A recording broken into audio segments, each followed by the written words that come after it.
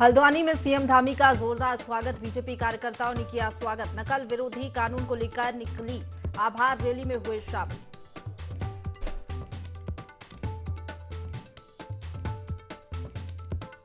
ऋषिकेश में आज से बहेगी योग की गंगा। सीएम धामी करेंगे अंतर्राष्ट्रीय योग महोत्सव का आगाज। योग साधक और विभिन्न आयामों पर होगी चर्चा।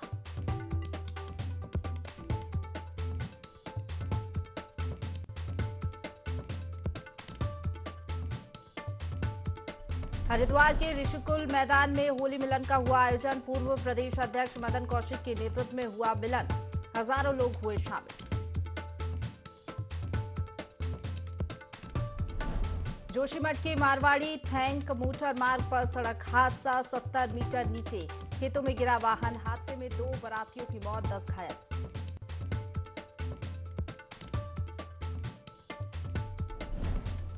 टनकपुर नगर के शारदा घाट पर बड़ा हादसा। नदी में डूबने से 2 बच्चों की मौत। शव की तलाश में पुलिस का सर्च अभियान जारी।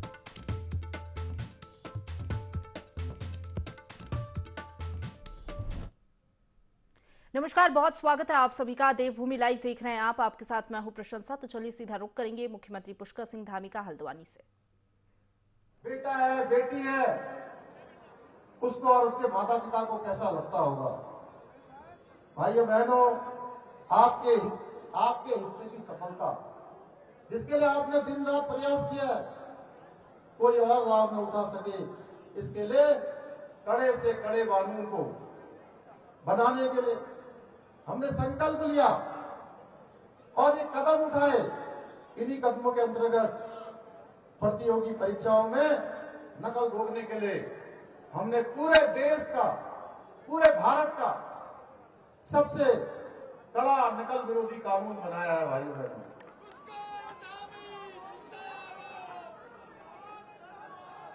नकल माफिया को उसके गिरफ्तार से पकड़कर घसीटते हुए जेल की कोठरी के अंदर ले जाने का काम ये नकल विरोधी कानून करेगा।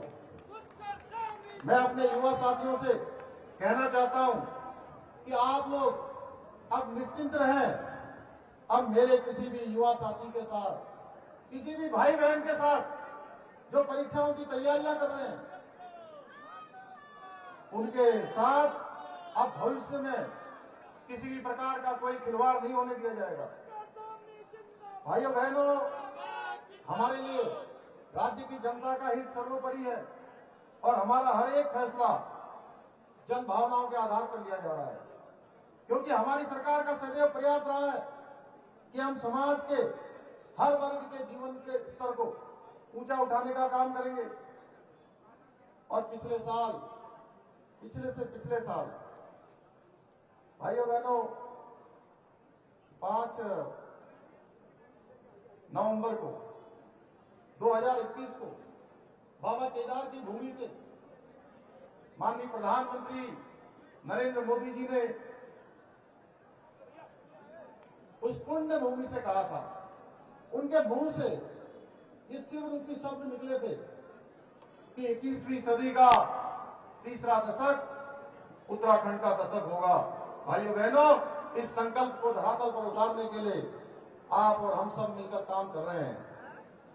मैं आज अपने युवा साथियों से, बुजुर्गों से, माताओं बहनों से सबको विश्वास दिलाना चाहता हूं कि आपके हितों के लिए हम पूरी सरकार के साथ सदैव जो भी सबसे बढ़िया प्रयास हो सकता है, सबसे उत्तम प्रयास हो सकता है, जो सर्वोत्तम हो सकता है, वो प्रयास हम करते रहेंगे। भाइयों बहनों, आजकल हम अपना अगला बजट भी प्रस्तुत करने के लिए तैयारियों में व्यस्त हैं।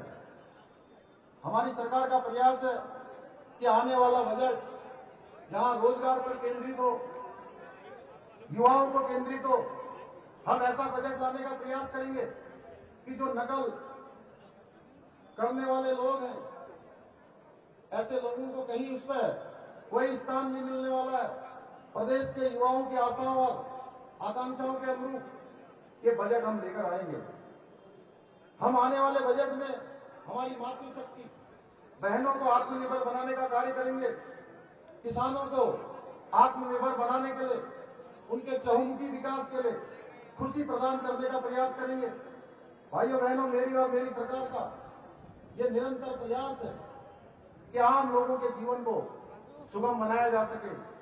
यदि मैं इस कार्य में सफल हो पाया तो मेरे लिए ये किसी महान तपस्या के फल के समान होगा। ये मेरी या भाजपा की सरकार नहीं, बल्कि आपकी अपनी सरकार है, जिसका एकमात्र ध्येय है आपकी प्रगति, आपका विकास और उत्तराखंड को हिंदुस्तान के श्रेष्ठ राज्यों में शामिल करना। भाइयों बहनों, मैं यह भी कहना चाहता हूं, उत्तराखंड की सेवा करने का मुझे जितना भी अवसर मिला है, मैंने उसका एक एक पल और एक एक क्षण अपने राज्य के 1,25,00,000 भाई बहनों को समर्पित किया है। भाइयों बहनों, हमारी सरकार है जिसने जहां एक और प्रदेश की मातृशक्ति का ध्यान रखते हुए सरकारी नौकरियों में अपनी मातृशक्ति के लिए 30% का आरक्षण देने का फैसला किया और धरातल पर उतारा है। वही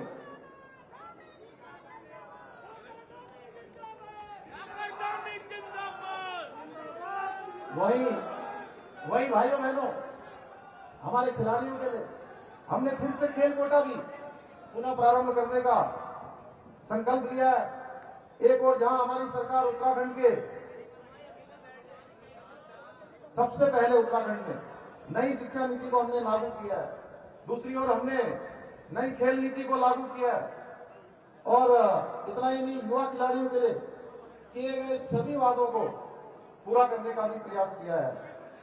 इस प्रकार से हम प्रदेश में पर्यटन नीति, ऊर्जा नीति सहित विभिन्न विभागों में जो संबंधित नीतियां हैं उनको लाने का लगातार प्रयास कर रहे हैं, जो भविष्य में प्रदेश में जहां एक तरफ रोजगार को बढ़ाने में सहायक सिद्ध होगा, वहीं प्रदेश की उन्नति और उन्नयन में भी सहायक होगा।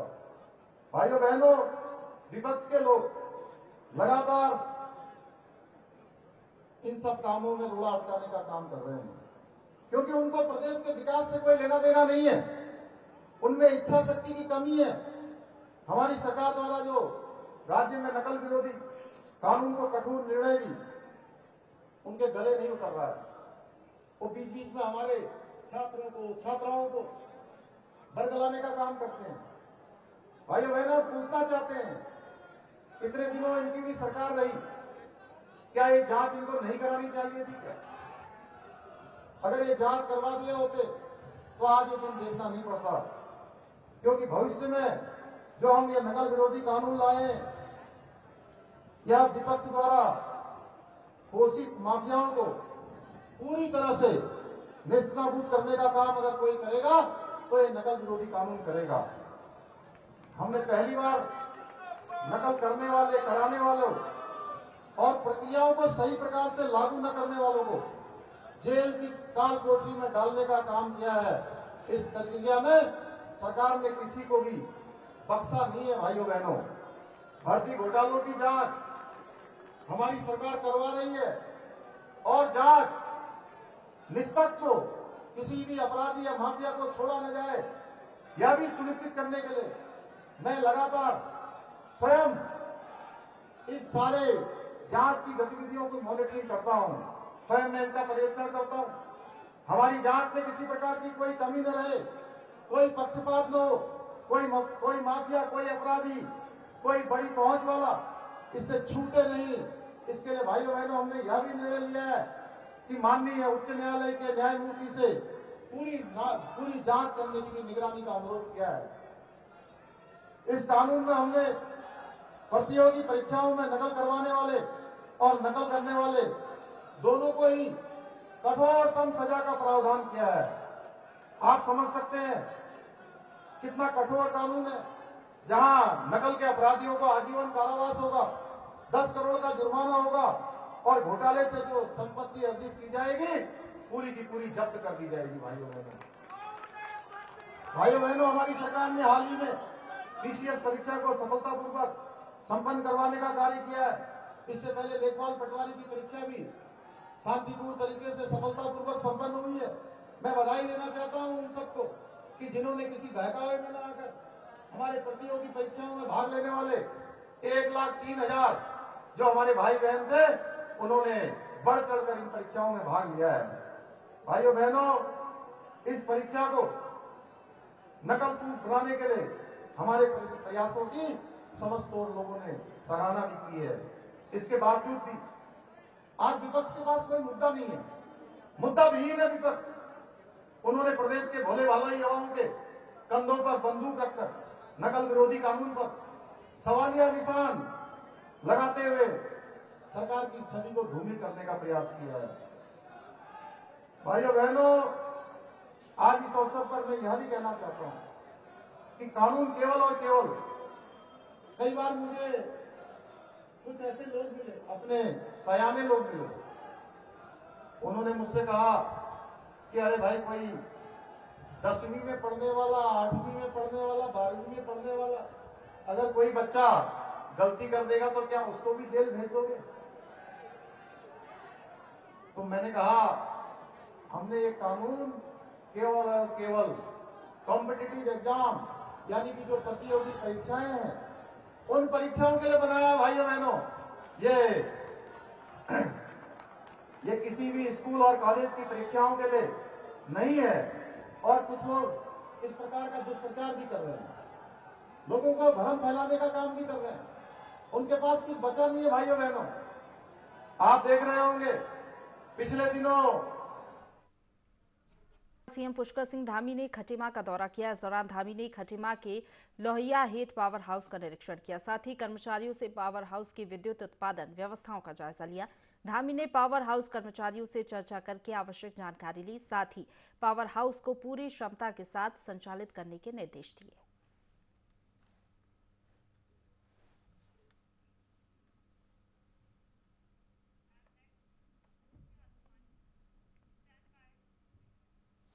हल्द्वानी में मुख्य सचिव डॉक्टर एसएस संधू ने पंतनगर एयरपोर्ट का दौरा किया, जिसमें पंतनगर एयरपोर्ट की व्यवस्थाओं का उन्होंने जायजा लिया। बता दें कि क्षेत्र में 28 मार्च से 30 मार्च तक G20 की 3 बैठकें होनी हैं। रामनगर में होने वाली राउंड टेबल सम्मेलन में विदेशों से आए वैज्ञानिक शामिल होंगे। साथ ही साथ आपको बता दें, कार्यक्रम में chief science round table conference का आयोजन भी होगा। निरीक्षण के दौरान मुख्य सचिव ने रंग रोगन और प्रसाधन की बेहतर व्यवस्थाएं करने के निर्देश दिए। कार्यक्रम में कई वीवीआईपी मेहमान भी शामिल होंगे, जिसको मद्देनजर रखते हुए सीसीटीवी कैमरा लगाने के निर्देश दिए गए हैं।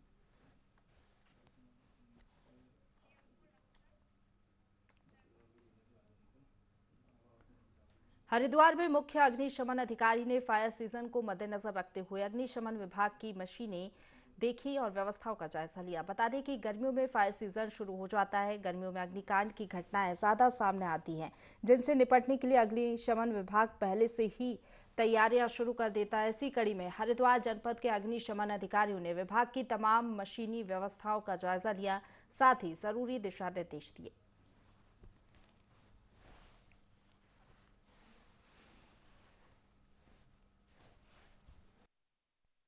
हमारा सेटअप यहाँ पे लक्सर में नहीं बन पाया है। फायर स्टेशन जो बनना चाहिए था वो तहसील परिसर में है। बातचीत में पता चला कि हमारी गाड़ियाँ निकलने में देरी होती है यहाँ से। कुछ माना तहसील में काम चल रहा है और तहसील खुला है, तो यहाँ से बाहर रोड पर जाने में ही काफ़ी दिक्कतों का सामना करना पड़ता है। तहसील में लक्सर क्षेत्र में देखा गया कि छोटे छोटे मकानों में, झोपड़ियों में और गन्ने के खेतों में काफ़ी घटनाएं होती है। यहाँ पे सर्वसाधारण से निवेदन है कि यदि कोई घटना घटती है 112 पे कॉल करें, हम पूरी तरह तैयार हैं।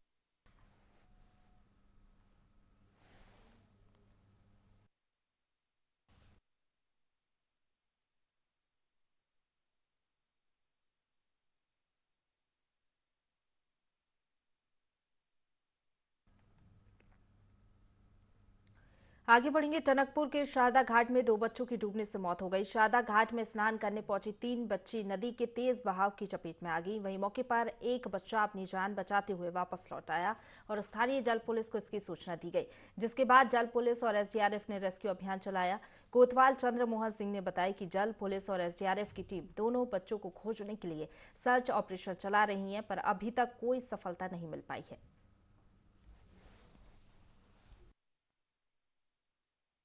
ये 2 बच्चों की डूबने की सूचना आई थी हमको, तो इस संबंध में यहाँ मौके पे एसडीआरएफ और जल पुलिस की टीम लगातार बच्चों को ढूंढने का प्रयास कर रहे हैं। इसमें 10 साल का एक 8 साल का है और पुलिस और लगातार एसडीआरएफ और जल पुलिस की टीम लगातार कोशिश कर रही है। बच्चों को ढूंढने का प्रयास किए जा रहे हैं। आगे बढ़ेंगे। काशीपुर की सड़कों पर इन दिनों मृत पशुओं से यात्री परेशान हैं। सड़कों पर गंदगी का अंबार लगा हुआ है। यात्रियों के अनुसार पहले आवारा पशुओं से परेशान थे, अब मृत पशुओं से परेशान हैं। सड़कों पर जानवर मरकर पड़े रहते हैं, लेकिन प्रशासन कोई ध्यान नहीं देता। कुत्ते आवारा पशुओं के मांस और हड्डियों को सड़कों पर फैला देते हैं, जिससे पूरे क्षेत्र का दृश्य अप्रिय हो जाता है। जिन सड़कों की ये हालत है, वहां खास तौर से छात्रों का आना जाना लगा रहता है, यानी हजारों लोग रोज परेशान होते हैं, लेकिन ना तो जनप्रतिनिधि इस ओर ध्यान दे रहे हैं, ना ही प्रशासनिक अधिकारी। को एक कैमरा लगाना चाहिए, क्योंकि कैमरा लगेगा तो पता चलेगा कौन यहाँ पर मरे हुए मवेशियों को गिरा जाता है।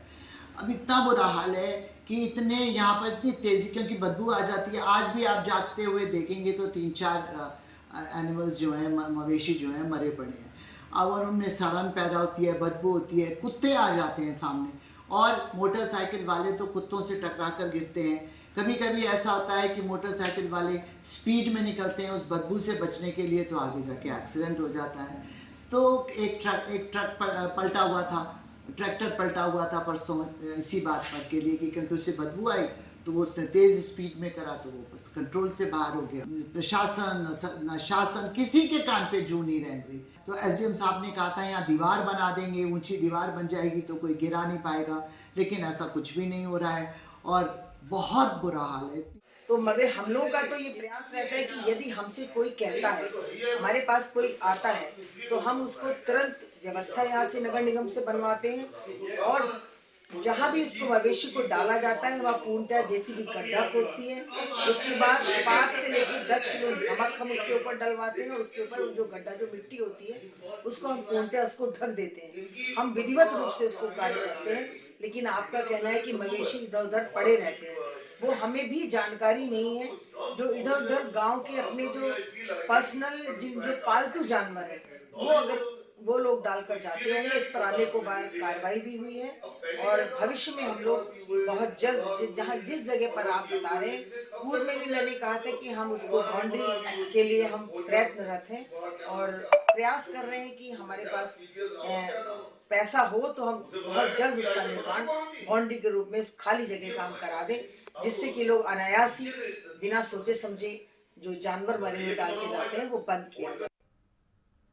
आगे बढ़ेंगे। विधानसभा के बजट सत्र को लेकर सुरक्षा व्यवस्था को लेकर विधानसभा अध्यक्ष रितु खंजूरी ने बैठक की। बैठक में शासन, पुलिस प्रशासन एवं विभागों के उच्च अधिकारी मौजूद रहे। इस दौरान विधानसभा अध्यक्ष रितु खंजूरी ने विधानसभा सचिवालय और पुलिस विभाग के अधिकारियों को सुरक्षा व्यवस्था पूरी तरह से चाक चौबंद रखने के निर्देश दिए। बैठक में तय किया गया कि विधानसभा सत्र के दौरान विधानसभा कर्मी भी बिना वाहन प्रवेश पत्र के विधानसभा परिसर में वाहन नहीं ले जा सकेंगे। वहीं मातृ शक्ति को बढ़ावा देने के लिए चमोली जिला अधिकारी को निर्देश दिए गए कि महिला स्वयं सहायता समूहों द्वारा निर्मित भोजन के स्टॉल लगाए जाएं। गौरतलब हो कि 13 मार्च से ग्रीष्मकालीन राजधानी गैरसैंण में विधानसभा का बजट सत्र शुरू होगा। आज हमारी सुरक्षा बैठक हुई है। आप सब जानते हैं कि 13 तारीख से गैरसैंण में हमारा बजट सत्र शुरू होने जा रहा है, तो उसको किस तरह से और अच्छी तरीके से हम लोग कर पाएं, समन्वय के साथ कर पाएं, सब कुछ आराम से हो जाए, इसके लिए आज ये बैठक हुई है। सुरक्षा की बात हुई, साथ ही साथ कम से कम लोगों को वहां ले जाने की बात हुई, तो एलओज इस बार ना अपॉइंट किया जाए। साथ ही साथ नोडल ऑफिसर्स भी जो मिनिस्ट्रीज के माध्यम से आते हैं वो भी कम से कम हो, ताकि जो हम कार्य करने जा रहे हैं वो अच्छे तरीके से हुआ। लास्ट टाइम आपने देखा जब देहरादून में भी सत्र हुआ था तो कम संख्या में बड़े साफ सफाई से और अच्छे से यहाँ पर सत्र चला था। तो इसी प्रयास में कि सब चीज from sound to media to सुरक्षा, सिक्योरिटी, सब कुछ अच्छे से हो जाए, सड़कें, ये सब, तो इस पर पूरी बातचीत आज अफसरानों के साथ।